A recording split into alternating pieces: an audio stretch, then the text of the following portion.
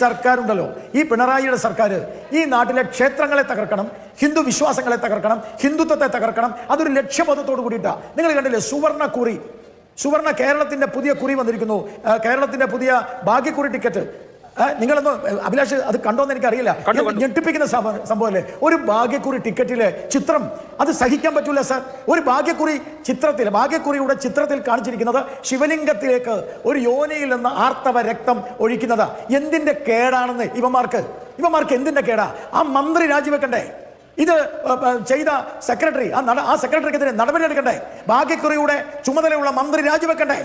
ഇവര് മാപ്പ് പറയണ്ടേ? നിങ്ങളൊന്ന് ആലോചിച്ചു, ഈ നാട്ടിലെ ഹിന്ദുക്കളെയും ഹിന്ദു ക്ഷേത്രങ്ങളെയും ശിവലിംഗത്തെയും അപമാനിക്കുകയല്ലേ ഇവന്മാർ ചെയ്യുന്നത്, ഈ കള്ളന്മാർ ചെയ്യുന്നത്? ചെറ്റത്തരെന്നോ തെണ്ടിത്തരെന്നോ പറയാൻ പറ്റുന്ന തരത്തില് ഭാഗ്യക്കുറിയിൽ എന്തിനാ ശിവൻ, ഭാഗ്യക്കുറിയിൽ എന്തിനാ ശിവലിംഗം, ഭാഗ്യക്കുറിയിൽ എന്തിനാ യോനിയിൽ നിന്ന് രക്തമൊഴുകുന്നത്? ആരാണ് ഇതിന്റെ പിന്നിൽ?